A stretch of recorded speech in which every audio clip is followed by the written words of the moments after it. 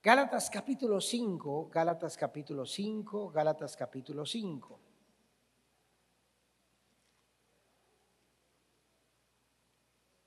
La gente molesta con las mujeres tóxicas, con las novias o las esposas tóxicas. Por supuesto, lo hace en un sentido peyorativo, es decir, de burla, de desprecio, pero detrás de eso hay algunas verdades, por supuesto, no solamente mujeres, novias, esposas, suegras tóxicas, también hay hombres tóxicos, es decir, hombres venenosos, hombres que arrojan veneno en sus relaciones familiares. Y el tema es familias tóxicas versus familias llenas del Espíritu Santo. Y Gálatas capítulo 5 describe 17 elementos tóxicos de una persona que vive conforme a su naturaleza pecaminosa, es decir, conforme Dios lo trajo al mundo y todavía no se ha efectuado una obra completa de salvación, de restauración y de renovación en su vida. Entonces él vive en idolatría, en enemistades, en pleitos, en hechicerías, en adulterio, en fornicación, en celos, y ahí la lista es tremenda. Y desgraciadamente hay cristianos, hijos de Dios, que tienen todavía elementos tóxicos.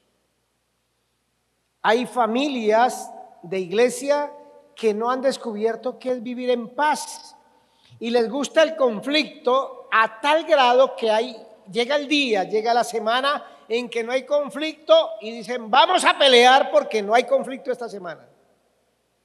Y por algo hay que pelear porque quien es tóxico no deja de tirar su veneno, su maldad a la familia.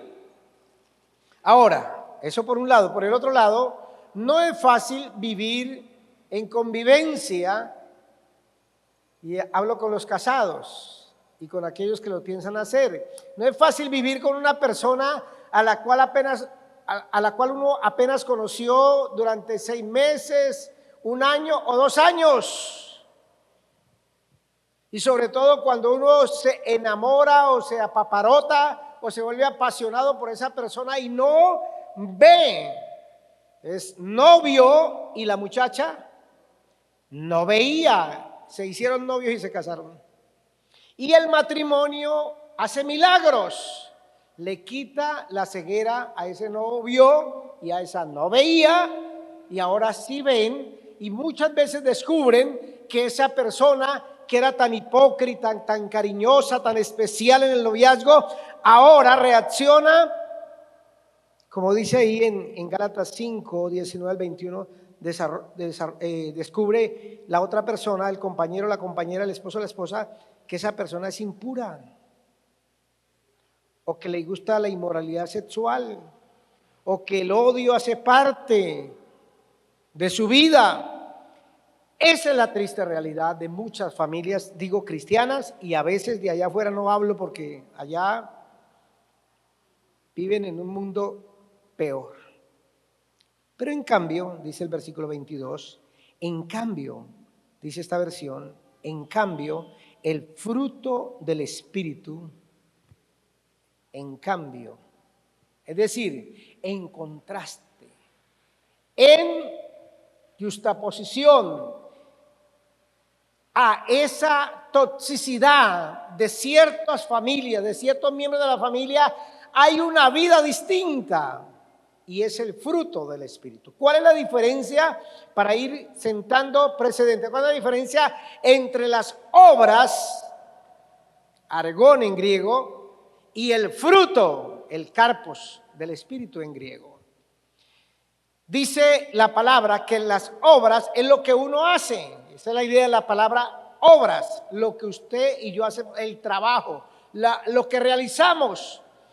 Y dice el apóstol, es evidente, se evidencia, se muestra públicamente las obras de la carne. Cuando usted hace algo en su casa, por ejemplo, pinta la casa, eso se hace ¿qué? evidente, visible, todo el mundo lo ve, usted no necesita decir pinté la casa, eso se evidencia. Así son las obras de la carne. Cuando usted y yo practicamos, por ejemplo, lo que dice acá, la discordia, los arrebatos de ira, las rivalidades, la envidia, los sectarismos o divisiones, las borracheras, eso se evidencia. Pero mire ahora el fruto. Mientras que la obra de la carne sale rápido. Y uno se queda sorprendido. Mi papá tuvo esta reacción. Mi mamá se quitó la falda y, mejor dicho, mi hijo, que era tan tranquilo y tan calmado, mírelo con un arrebato de ira que parece el increíble Hulk. En contraste, el fruto es un proceso de siembra, continua siembra y cosecha. Es decir, el fruto es algo que se demora para producir. Ahora que tenemos esa finca, he aprendido muchas cosas del campo. Por ejemplo, que lo más rápido que yo puedo cosechar de plantas, de productos de la tierra es el maíz. Si está en tierra caliente, se demora 4 meses. Si está en el cañón del Conveima, se puede demorar de 7 a 8 meses una mazorca, el doble, pero produce. Pero para que produzca una cosecha buena, hay que sembrar. Y el apóstol dice ahí en el capítulo 6 que el que siembra para la carne, ¿de la carne qué? Cosechará maldad. Pero el que siembra para el espíritu, del espíritu cosechará lo bueno. Entonces la pregunta es, ¿sembramos el fruto o realizamos las obras de la carne? Y piensa en eso, hermano. El fruto es un proceso. Se siembra una semilla, dice Jesús. Y no sabemos cómo crece la semilla dentro de la tierra. El asunto es que está operando allá, no se ve, pero cuando nos damos cuenta la plantita nació y a los meses o al año, hermano, estamos cosechando ese naranjo, esas naranjas de ese naranjo, estamos cosechando, hermano, ese maíz, esa papaya que sembramos en el patio de la casa. Fue un proceso, pero también se hace evidente. ¿De qué depende que la cosecha buena venga? Lo dice ahí el pasaje, de someternos a la guía del Espíritu Santo, nuestro amado Consolador. Y déjeme hablarle de los 3 primeros frutos. Perdón, frutos no, fruto. El fruto del Espíritu es un racimo, como un racimo de plátanos, como un racimo de naranjas, como un racimo de uvas. Y los 3 primeros dicen que en usted y en mí, como papás, como esposos, como hijos, como cristianos, deben estar en el orden del amor, agapao, el jara del Espíritu y el eirene del Espíritu. Gozo, paz, amor, amor, gozo, paz. Gozo, amor, alegría. Y déjeme detenerme en el primero. Mire que la Biblia comienza diciendo en el versículo 22, por tanto, el fruto del Espíritu, o en cambio, el fruto del Espíritu, más el fruto del Espíritu es amor. Y entonces la pregunta es, ¿qué es amor? De las palabras que se le ha puesto cualquier cantidad de significados según los habitantes del planeta Tierra, es amor.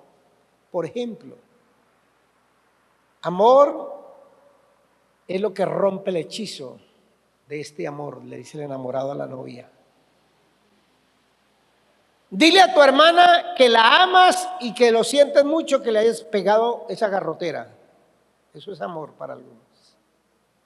Amor es, para el egoísta, el novio, el hombre egoísta, es la prueba de amor. Si usted me ama, necesita ir al motel conmigo. Y vemos en las canciones, en la literatura, tantas definiciones de amor que lo único que hacen es lo de siempre. El hombre y Satanás unidos dañando lo que Dios nos ha otorgado. Mire que el Señor nos ha dado el fruto del Espíritu llamado amor para que vivamos como familia llena del Espíritu Santo. Y sigue la pregunta, ¿qué es amor? Lo primero que tengo que decir es que la palabra de Dios se encarga de mostrarnos cómo es el amor del cual está hablando Pablo, y él mismo lo habla en Corintios capítulo 13, versículo 4 hasta el 8.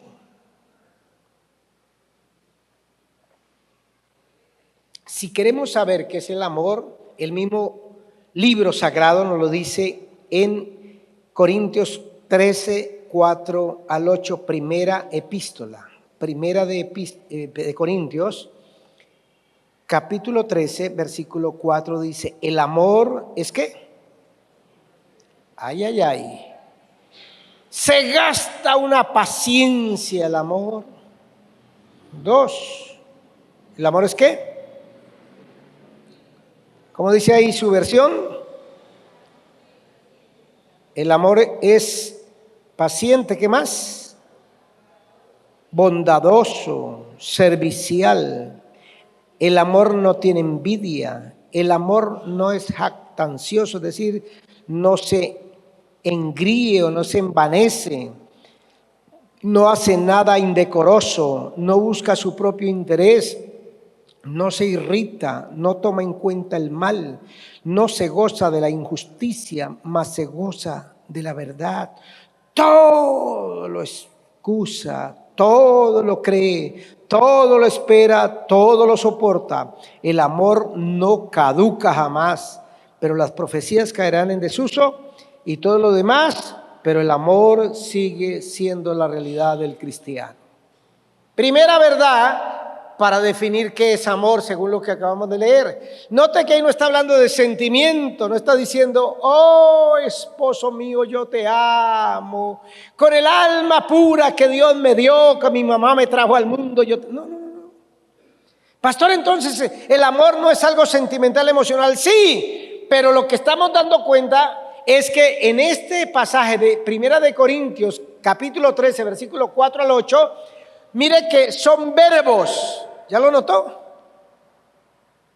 Primero, paciente, servicio, bondad. Y todos son verbos, es decir, todos son acciones. No se queda el amor como cuando estábamos enamorados de nuestra primera novia, o nuestro primer amor platónico.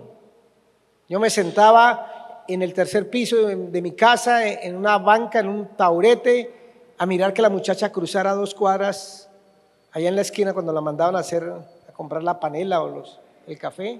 Y para mí era la alegría verla cruzar y decía, oh paloma hermosa, ¿cómo caminas?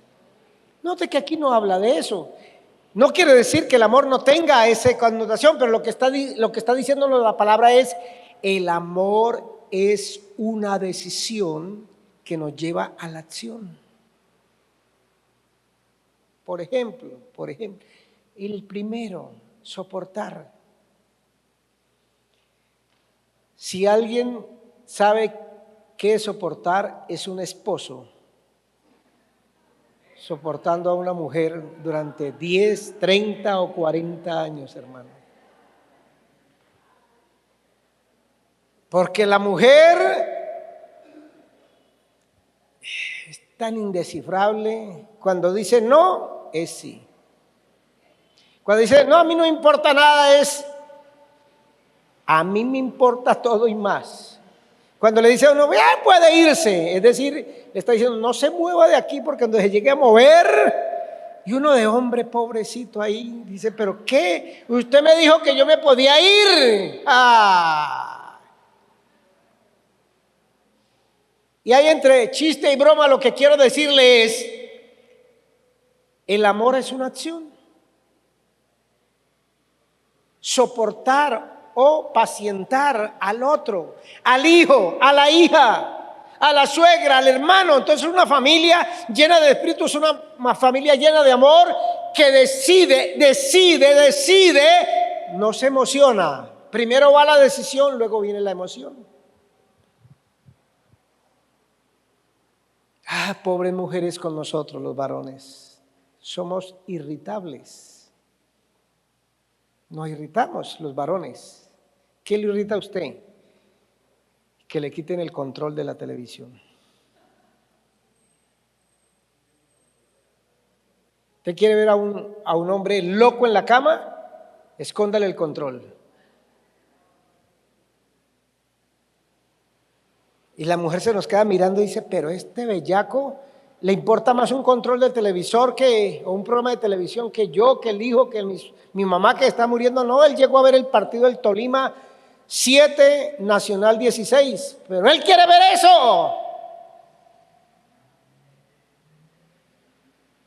O cuando la mujer ha preparado el almuerzo, la cena, y llega el bendito y dice, no tengo hambre, es que por allá me dieron comida.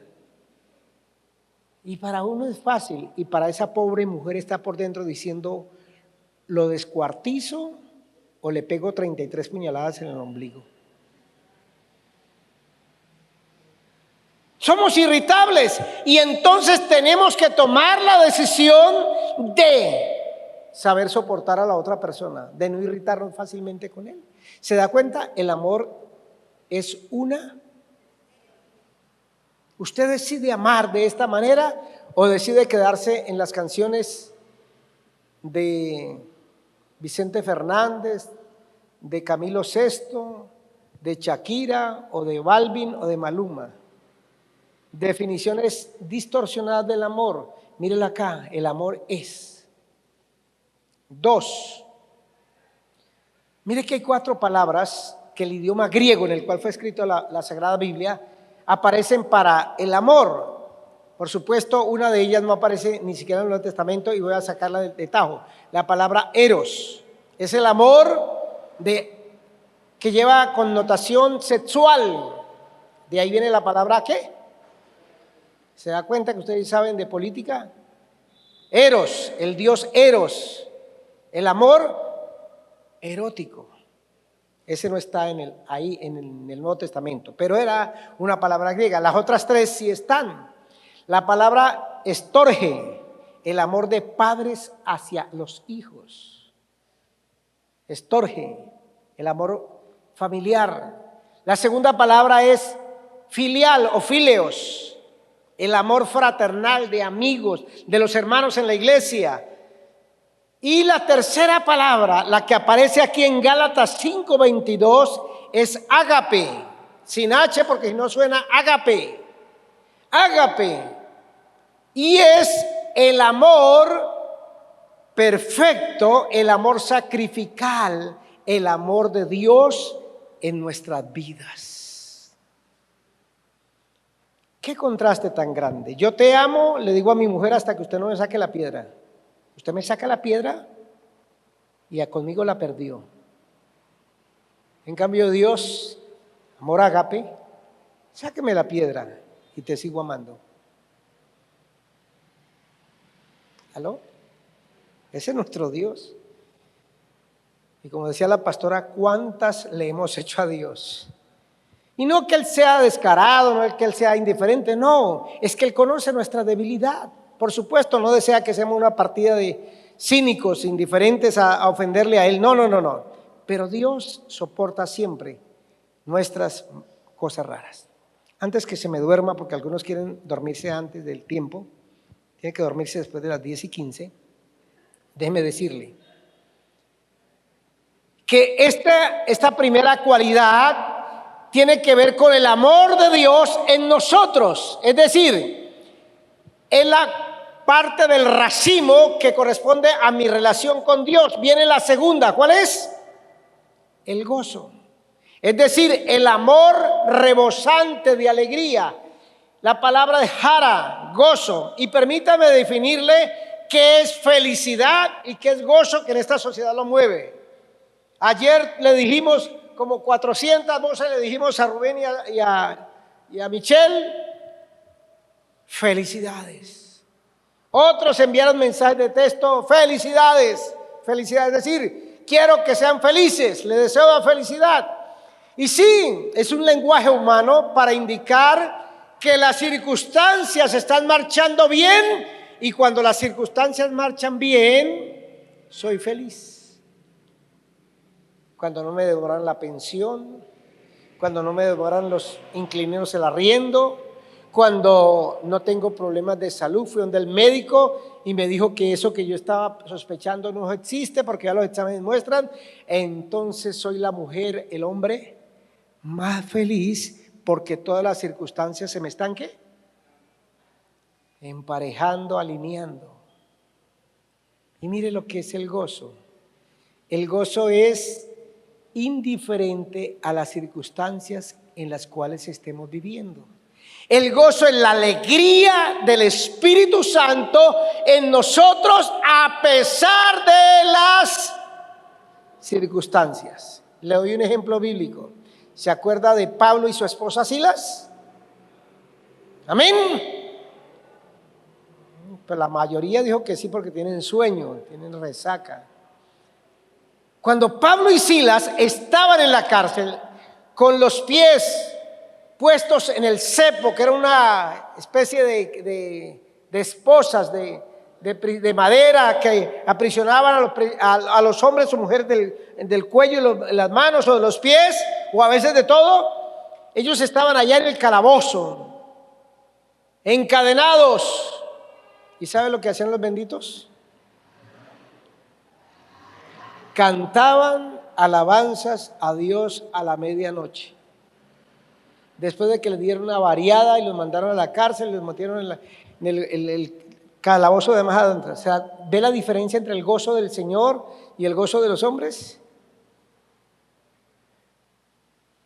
Y luego Pablo escribe la epístola a los filipenses en la cárcel de Roma, la cárcel de Sincín. Y repite en su epístola a sus amados hermanos de la ciudad de Filipos: hermanos, gócese en el Señor, regocijaos en el Señor, alégrese. Pero ¿cómo puede uno que está en esa circunstancia hablar de gozo? Eso solamente porque viene el Espíritu Santo y coloca en el cristiano y en la familia el gozo de Él. El gozo de Él. Número 3. ¿Cuál es? Paz. Y hay dos palabras en el idioma hebreo y en el idioma griego, una y una. En griego es eirene, de ahí el nombre Irene de las mujeres, que significa tranquilidad, sosiego. Y se intercambia con la palabra hebrea shalom. ¿Ha oído hablar de shalom? Pero mire que el emperador romano Julio César dijo que la paz era la ausencia de la guerra. ¿Será cierto que esa es la paz? Muy difícil. Y es lo que quieren los políticos colombianos, que haya paz total, es decir, que haya ausencia de guerra. Eso es imposible en la raza humana, con todo respeto a los hermanos petristas acá, porque nosotros somos peleadores por naturaleza. A ver, respóndame. ¿Por qué fue la última pelea con su mujer? Alexander, John, Miguel, César. Le pregunto a las mujeres, ¿por qué pelearon la última vez? 1, 2, ¿y cuándo? Esta mañana, pastor. Nos agarramos. ¿Se da cuenta? Somos propensos a la guerra. Y la paz, la tranquilidad, el sosiego de Dios no es lo que yo fabrico o creo.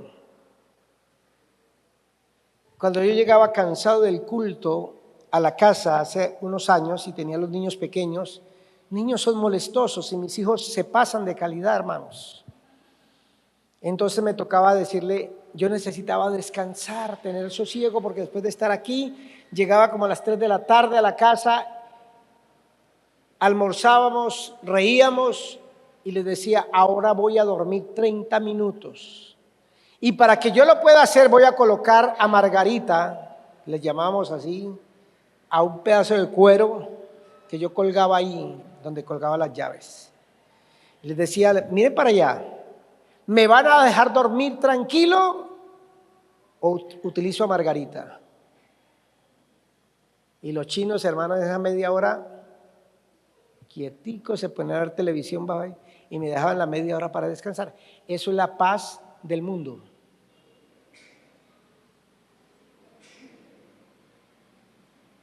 Pero la paz del Espíritu, porque estamos hablando del fruto del Espíritu sobre una familia, es que esa familia puede vivir en tranquilidad, en sosiego, a pesar de que el mundo se esté cayendo. ¿Sí se ha dado cuenta que la sociedad, por las redes sociales, por el Face y todas esas vainas, se inventa cada vez algo para quitarle la esperanza a la gente, decirle que el mundo ya? Llegó una hermana la semana pasada diciendo, pastor, que hay un satélite, un no sé qué, un planeta que se va a estrellar contra la Tierra. Y cada rato se inventan ese planeta, o ese asteroide, o esa vaina. Y yo me acuerdo de la palabra del Señor que dice, yo establecí la tierra sobre sus ángulos y no se mueve. Firme ahí. Porque Dios no creó la tierra para destrucción, sino para cumplir su propósito eterno, hermanos. Y la tierra no se va a acabar como la gente piensa. Mire, nuestro presidente hablando que nos vamos a morir de hambre, que viene el hambre total.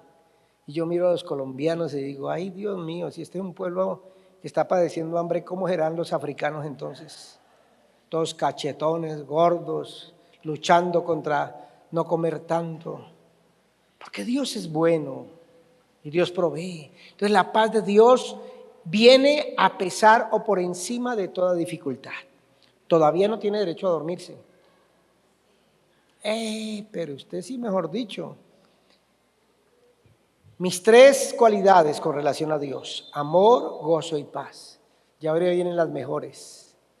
Mis tres cualidades con relación a mi esposa, a mi esposo, a mi hijo, a mi hermano. ¿Cuál es la primera de las tres? ¿Relacionales o sociales? ¿Cuál sigue? No, ya esa, gozo, amor y paz son para con Dios. ¿Qué más dice ahora es que estoy en otra parte. Con razón que no la encontraba. Gálatas 5:22. ¿Cuáles son? ¿Cuál es la primera de las tres? Ya, esas son con Dios. Mi relación con Dios. La que tengo que tener con usted. ¿Cómo se llama? No, señor, pues no habla de obediencia en ninguna parte. Mire, para que no echemos cuentos, leamos bien la palabra del Señor. Dice, amor, alegría, paz, paciencia. Paciencia, paciencia, no pierdas la cabeza, de tanta impaciencia te vas a enloquecer. Y usted sabe muy bien que tenemos una lucha con el prójimo, con la mujer, con el esposo, porque nos hace falta la paciencia.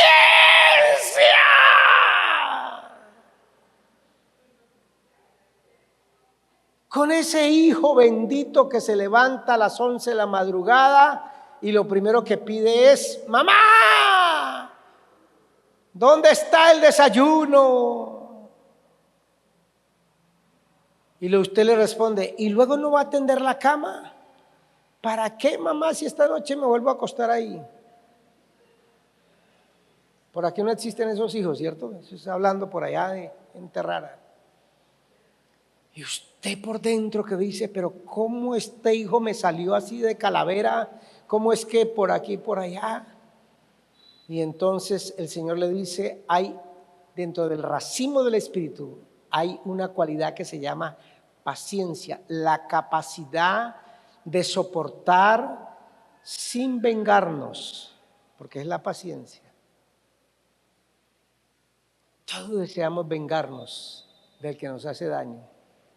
Pero la paciencia es un muro, es un colchón de espuma que nos impide vengarnos de la otra persona y soportarlo. Ahora, Yo sé que hay personas difíciles de soportar, yo lo entiendo. Yo sé que hay maridos, hermanos, que, ay Dios santo. Yo sé que hay esposas que son difíciles de soportar y el Señor les dice, tenga la paciencia del Espíritu Santo. Y me gusta la palabra en griego, macrotimia, que es paciencia prolongada. Y no podemos vivir en familia, en relaciones familiares, sin la paciencia. Número 2, en relación a mi prójimo. ¿Qué sigue en la lista del Espíritu? ¿Cómo? Fidelidad, no, Señor. Bondad. Bondad. ¿Sabe qué es bondad? Mira al que está, dígale, usted es bueno. Es decir, es bondadoso. Es bondadoso. Bondad.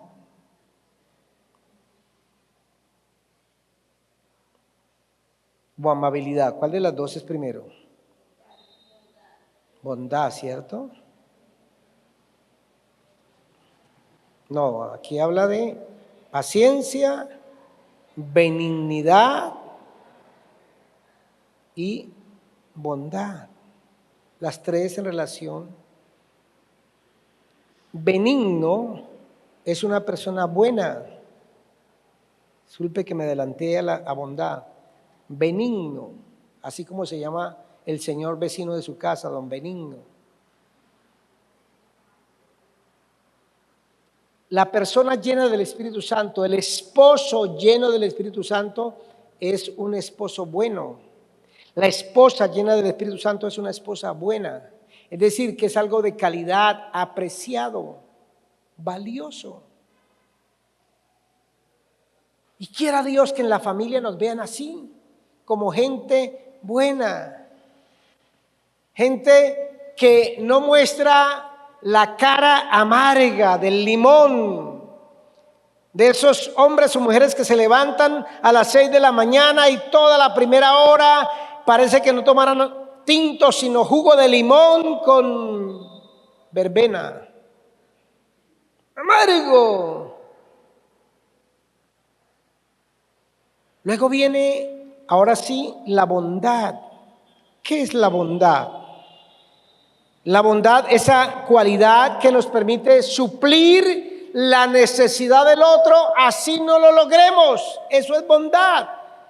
Tratar de suplirle, de ayudarle al otro, así usted no.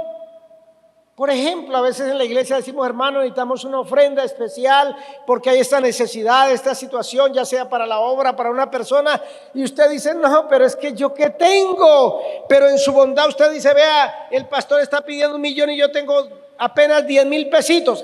Usted los da para esa persona o para esa necesidad. Usted es una persona bondadosa, porque 10,000 frente a 1 millón no es ni el 1%. Pero es que el bondadoso no desea otra cosa sino ayudar al otro, así no lo logre completamente. Y sí que necesitamos eso en la familia. Hijos, ¿cómo necesita usted demostrar bondad en la casa? Para que la familia marche bien. Y finalmente, hermanos, las 3 cualidades que me da el racimo del Espíritu, el amor número 1, en relación a mí mismo. ¿Cuáles son esas relaciones o esas cualidades en relación a mí mismo? Número 1, dice aquí fidelidad o fe. Es lo mismo. Y yo siempre me he hecho la pregunta, ¿por qué en el fruto del Espíritu Santo dice que tenemos que tener fe? Pues en primer lugar porque es la cualidad del Espíritu Santo puesto en nosotros. Pero aunque aquí la fe está relacionada con el Espíritu, ¿sabe que la fe aquí está más relacionada con la capacidad de nosotros, digo ya como individuos, como integrantes de una familia, de tener nuestra propia fe y esto le va a sonar a herejía, pero no es herejía, en nosotros mismos.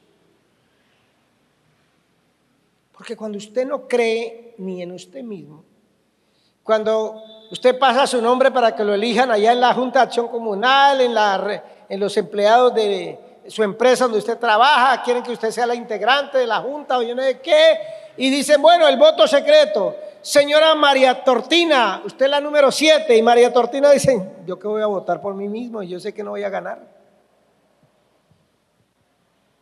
Y como andamos en una sociedad que nos desprecia, nos rechaza, no creemos ni en nosotros mismos. Gracias al Espíritu Santo que nos da fe. Y esto es importante, hermanos, para usted como padre. Usted debe enseñarle a sus hijos, no a creer en ellos mismos más que los demás, no. A creer que tienen la fe en Papito Dios, pero que también necesitan creer que sus hijos, sus niños, sus adolescentes, sus jóvenes pueden triunfar en la vida como hombres de bien, que pueden ser cristianos de verdad, porque se tiene la fe para creer que yo puedo ser cristiano, un buen cristiano hasta el final de mis días. Y por supuesto, esa fe, cuando yo creo en mí mismo, me permite creer en usted. Decía la pastora algo muy real. A veces cuando decimos, mira, es que necesitamos amarnos unos a los otros, préstele plata al hermano. Esto, no, eso no. Mire, confíe en el hermano y usted dice, no, olvídese. Entonces, hermano, uno no puede ser un cristiano lleno del Espíritu Santo si no es capaz de tener fe en los demás. Pero pastores que me la han hecho, y yo le digo a mí también, lloremos juntos. Pero yo sigo creyendo en ustedes y espero que usted también crea en mí. ¿Aló? Fe en uno mismo, fe en otras personas y por supuesto fe en el Señor. Y toda familia necesita esa clase de fe del Espíritu Santo que nos permite creer en el Señor, en otros y en uno mismo. Número 2. ¿Viene qué? La penúltima, ¿cuál es? ¿La qué? La mansedumbre o la humildad. Son dos que van de la mano. Mansedumbre u humildad. ¿Cuántos son mensos aquí? Digan amén. Pastor, mansos, pero mensos no.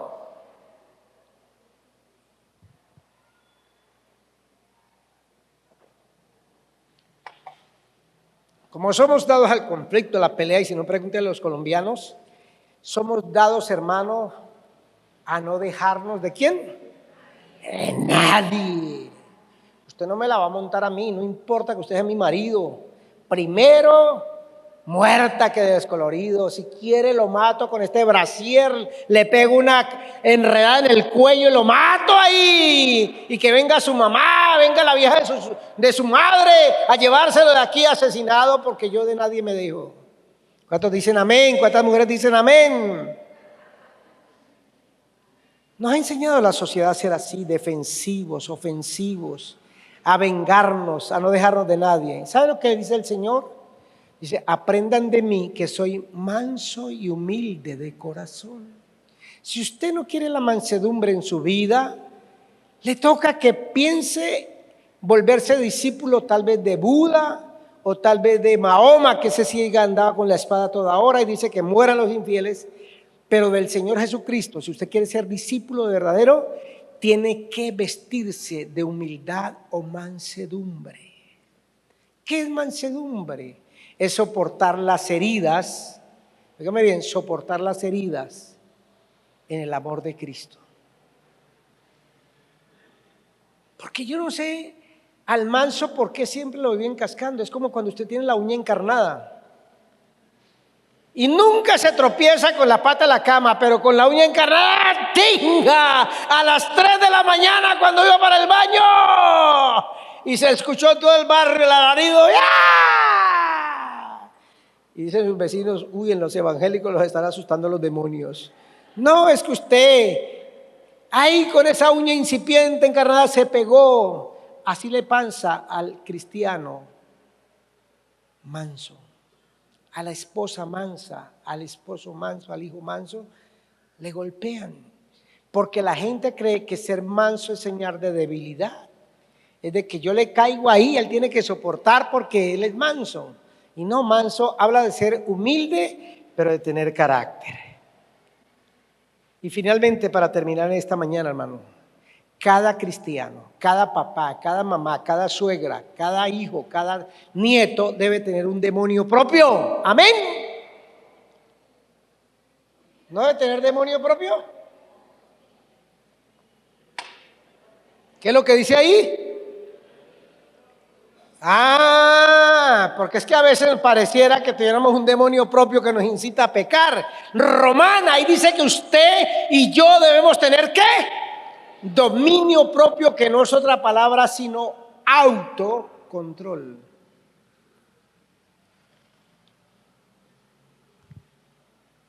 Una hermana le gustaba cuando el esposo, llegaba borracho a las 3 de la mañana, le hacía unos espectáculos, de verdad llegaba la policía ahí. Ella se hacía la poseída del demonio y lo arañaba y le rompía la ropa y todo el asunto por aquí para allá, porque ella decía: yo tengo que vengarme de este desgraciado de todo lo que me hace por allá. Se va por allá con sus amigotes donde las viejas y mira cómo llega aquí. Entonces no se preocupen, hermanos, que yo no estoy endemoniada. Soy una mujer que está reclamando su dignidad. Y yo decía, pero ¿cómo puede una hermana disfrazarse de endemoniada para cascarle al marido, a arañarlo y pegarle con el sartén y todo eso? No, no se deje llevar por eso. Tenga autocontrol de sus emociones. Como yo le digo a usted cuando estamos en el culto, apague ese bendito celular, que la peor noticia que le pueden dar es que su mamá se murió. Y si su mamá se murió, ya se murió. ¿Qué puede hacer? Ponerme a gritar aquí: ¡ay, mi mamá se murió! No, ya se murió. O la mejor noticia, que usted ganó el baloto de 39 mil millones de pesos. Pero el problema es que usted no compra baloto. Entonces controle sus emociones, porque somos una sociedad, ¿sí se ha dado cuenta? Una sociedad descontrolada. Pierde el equipo y ya se volvemos locos. No nos salió el empleo y maldecimos. El almuerzo se nos quemó, el arroz por estar mirando café con aroma de mujer se puso chicharronudo, negro ese arroz, y ya usted se le acabó el mundo por eso. Eso no es de una familia cristiana. La familia cristiana tiene dominio propio, es decir, autocontrol, sabe dominar sus pasiones. Pero eso no lo logra usted haciendo poses de zen, contando hasta 100, 89, 90, 91, 92, 93, 94, 95, 90. No, hermano. Mire, es el fruto del Espíritu, el proceso que usted y yo le permitimos al Santo Consolador que nos vaya guiando a familias llenas del Espíritu Santo, con amor, gozo, paz, con paciencia, bondad y benignidad, con fe, mansedumbre y autocontrol. Colóquese de pie, despacito, porque tengo a dos durmiendo, pero un sueño profundo. Y pecado sería despertarlos. No haga ruido. Deje que la hermana duerma. La hermanita y ahorita va a empezar a roncar. Ay, ese es el dilema del predicador. Les digo que oren con los ojos cerrados o que abran los ojos para orar. Señor, gracias por mi familia que necesita el fruto del Espíritu Santo. Gracias por esta palabra que me incita, que me motiva, que me invita a vivir no con la toxicidad de las obras de la carne, con el veneno, la amargura, con esos elementos destructivos de las familias, sino con la realidad del Espíritu Santo, el fruto del Espíritu, que es el amor de Dios derramado en nuestros corazones. Gozo del Señor que viene del cielo al corazón de papá y mamá. Paz que sobrepasa todo entendimiento, que viene a los hijos, a los abuelos, a los padres. Paciencia para soportarnos en amor en la familia. Benignidad, ser bueno con el otro. Bondad, tratar de suplir la necesidad aunque no lo logre, pero lo intenta, avanza, hace su aporte para que la familia marche mejor. Fe, ayúdame como papá a tener fe en que soy un buen papá y que puedo mejorar cada día. Como mamá, que es la mejor mamá y puede mejorar.